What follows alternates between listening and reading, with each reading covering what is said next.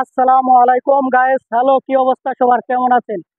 তো এই মুহূর্তে আমরা আছি কেএলসিসি টাওয়ারে। বন্ধুরা, আজকের এই ভিডিওটা অবশ্যই সম্পূর্ণ দেখবেন। কত সাশ্রয়ে আপনি এই পেট্রোনাস টুইন টাওয়ার ঘুরবেন সেটা আজকের এই ভিডিওতে আপনাদেরকে দেখাবো। চলেন শুরু করি। ভাই ছবি তুলছে, তুলেন, ঠিক আছে, আমার ছবি তুলেন এই দিক দিয়ে, এই সাইড দিয়ে আমি ভিডিও করি। চলে আসেন সবাই কুয়ালালামপুর সিটিতে, ঠিক আছে। আজকে হচ্ছে 31শে ডিসেম্বর, যার কারণে বিকেলবেলা খুবই থাকবে, ভিড় থাকবে। আর বিভিন্ন মানুষ, এই যে বিদেশি মানুষ, পর্যটকরা, তারা ছবি টবি তুলছে, আড়িয়েওয়া লাগতেছে, ঠিক আছে। এই যে আমাদের আজিম ভাই ব্যস্ত আছে। তো বন্ধুরা, আপনারা যদি মালয়েশিয়ায় পেট্রোনাস টুইন টাওয়ারে আপনারা আসেন, তাহলে আপনারা কম খরচে কিভাবে এটা ভ্রমণ করবেন। সর্বপ্রথম আমি বলি যে এখানে যদি আপনারা আসেন, তাহলে আপনি এই টাওয়ারের 5 তলা পর্যন্ত আপনি বিনা পয়সায় ঘোরাঘুরি করতে পারবেন। মার্কেট, বিভিন্ন শপ, এগুলো আপনি পরিদর্শন করতে পারবেন 5 তলা পর্যন্ত। যখন 5 ফ্লোরে উপরে উঠবেন, তখন আপনার টাকা খরচ করে উপরে উঠতে হবে। আর আপনি মালয়েশিয়া পেট্রোনাস টুইন টাওয়ারে যদি আপনি আমাদের দেশ হতে আসেন, তাহলে আসলে এই দেশে তো ব্যয়বহুল খরচ। যদি আপনি ট্যাক্সিতে অথবা গ্র্যাবে ঘুরেন, তার চাইতে আমি পরামর্শ করব আপনারা বাস অথবা ট্রেনে ভ্রমণ করার চেষ্টা করবেন। কারণ অনেক বিদেশি পর্যটকরাও ট্রেনে ভ্রমণ করে এবং ওই এনজয়ের মুহূর্তটাও আরও বাড়িয়ে দেয় যদি আপনি ট্রেনে যাতায়াত করেন। এই হচ্ছে কথা। আর আপনি মনে করেন যে যেখানে গ্র্যাবে 20 টাকা, ওখানে আপনি 2 টাকা দিয়ে এসে পৌঁছাইতে পারবেন। আর এমনিতেও তো এই দেশে যদি আপনি কোনো বাসা ভাড়া নেন, কয়েকদিন থাকেন, 7-15 দিন, তাহলে আপনার একটা অ্যামাউন্ট খরচ হবে।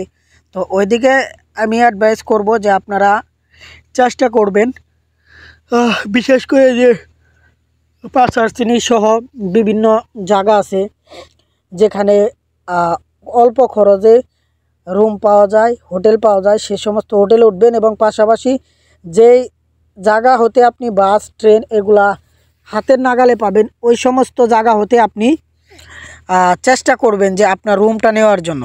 তাহলে কিন্তু আপনার অল্প খরচে একদম আপনি মালয়েশিয়ার এই সিটির ভিতরে কুয়ালালামপুর, শাহ আলম, তারপরে আপনার হচ্ছে এই যে পাঁচআরচিনি, মসজিদ জামে, এ ধরনের বিভিন্ন এলাকাগুলো আপনি কিন্তু অল্প খরচে ভ্রমণ করতে পারবেন। একদম আপনি দেখা যাচ্ছে 20 টাকা বললেই কয়েকবার যাতায়াত করতে পারবেন ট্রেনে। তো এটা আমার অভিজ্ঞতা হতে আমি বললাম যে অনেকেই তো আমরা যখন মালয়েশিয়াতে আসি, তখন ভ্রমণের ক্ষেত্রে যদি আমরা গ্র্যাব ব্যবহার করি, আমাদের অনেক টাকা খরচ হয়ে যাবে। সেক্ষেত্রে আমার পরামর্শটা থাকবে, যারা অল্প খরচে ভ্রমণ করতে চান, আপনি বাসে ভ্রমণ করবেন অথবা ট্রেনে ভ্রমণ করবেন। আর এমন এমন জায়গা আছে যেখানে সম্ভব হবে না, বাস পাওয়া যাবে না, বা বাস আপনার গন্তব্যস্থল পর্যন্ত বা আপনার ওই ট্যুরিজম জায়গাটায় যেতে পারবে না, সেখানে আপনি গ্র্যাব ব্যবহার করেন। তাহলে আপনি মানে দীর্ঘদিন মালয়েশিয়ায় অবস্থান করতে পারবেন অল্প খরচেই। তাই আমার এই ভিডিওটা আজকের ছিল যে কিভাবে আপনি মালয়েশিয়া অল্প খরচে ভ্রমণ করবেন। সেটা আপনি বাস এবং ট্রেনে আপনি ভ্রমণ করলে একদম সীমিত খরচে আপনি ভ্রমণ করতে পারবেন, সেটা কুয়ালালামপুরের ভিতরে বা বিভিন্ন সিটিতে। তো আশা করি সবাই বুঝতে পারছেন।